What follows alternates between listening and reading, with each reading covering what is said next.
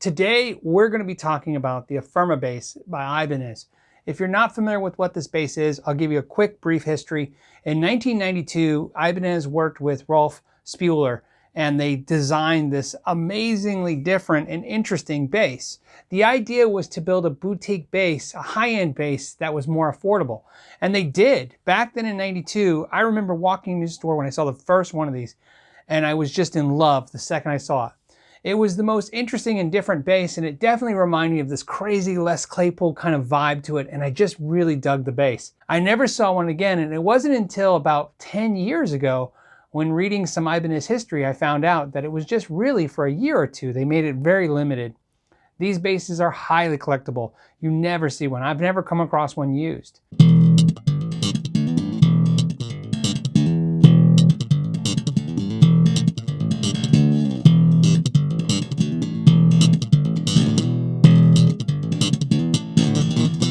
This is a walnut body. They do have it in a maple version, and they have 5-string versions. I wanted the 4-string version. Now, some of the cool things about the bass is this crazy ergonomic kind of shape. Some of you guys might remember the Ergodyne basses, and if you remember that, they made these basses out of luthite, a man-made material. It's not a set neck or a neck through. It's kind of a hybrid. It is a set neck, but they're setting it about 6 to 8 inches deep. And that's really unique. It's a long kind of base into the body, and in the back it's going to have a very neck through kind of look, but again it is set in, and like the original was done that way. The other thing that's really cool is it has a 3-piece maple neck. Both the 4-string and the 5-string have ebony fretboards with medium frets.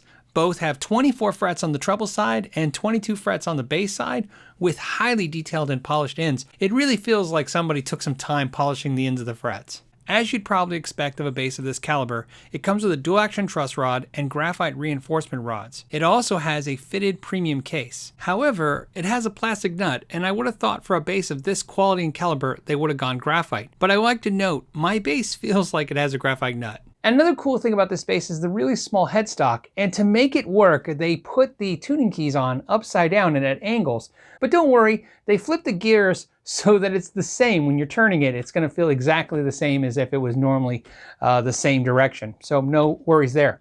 A Bartolini pickup, and it's a legitimate Bartolini pickup, not one of the kind of import licensed versions, which I thought was a nice touch to this. And an acoustic piezo bridge. It has controls in the back that let you adjust the levels of the piezo system, and that's interesting because sometimes the low string can dominate the system, so you can adjust individually.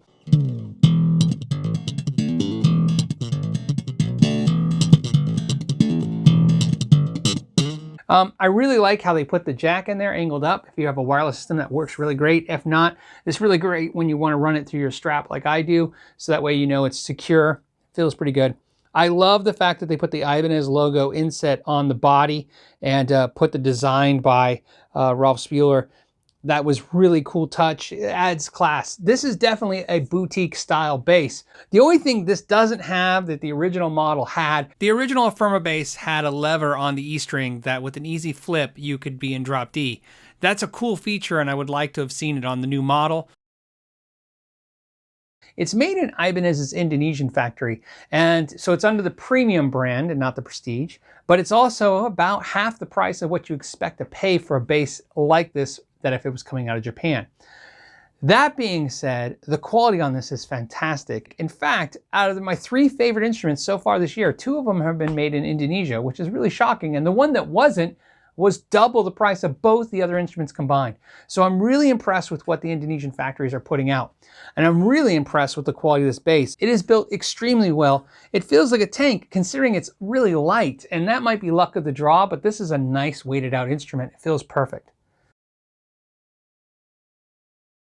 Setup out of the box was pretty okay. It just had to lower the action for my taste. It wasn't bad. There was no issues, no dead frets, no nothing to be concerned with. Like I said, out of the box felt pretty good.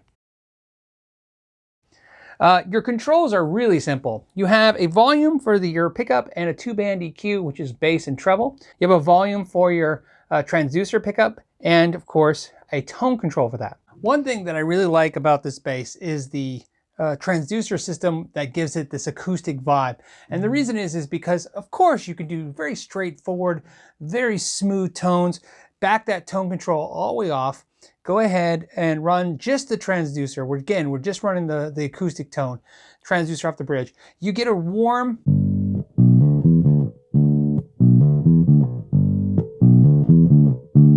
and that's nice. It gives it a really nice present sound in a band environment. However, one of the things that I really love is if you take the tone control and run it on, not quite full blast, but just run the tone control so that you're not restricting too much. And you can do this really cool, you get this really snappy tone, a tone that you don't really get from like a P bass or a jazz bass. So here's what I love about it. You can use it straightforward like this or really run an overdrive pedal. So I'm going to use a Boss SD1, nothing fancy. And I'm going to show you 2 different ways I get 2 dramatic sounds using the transducer tone.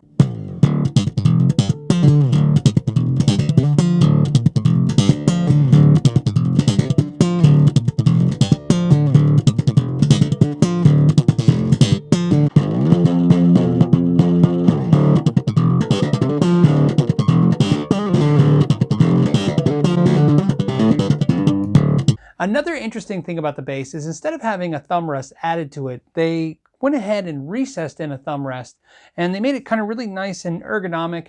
Feels really good. What's nice about it is a lot of times with a thumb rest, although I'd love to have one, I can't, because when you're slapping, your finger thumb hits the side of the thumb rest and it doesn't feel too good. This one being recessed, it's out of the way. So it's kind of nice. Not only do you have the ability to run like a thumb rest,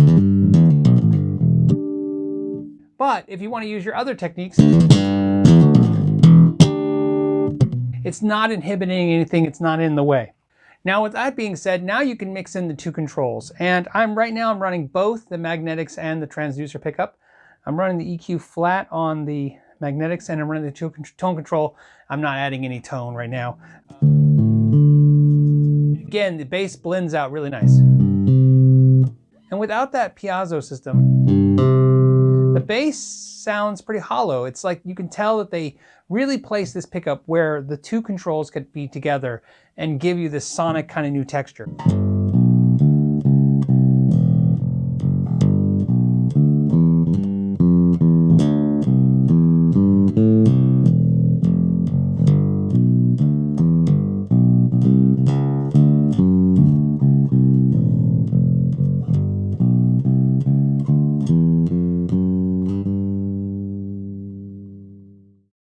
Hopefully I was able to answer any questions you have if you've been looking at this instrument.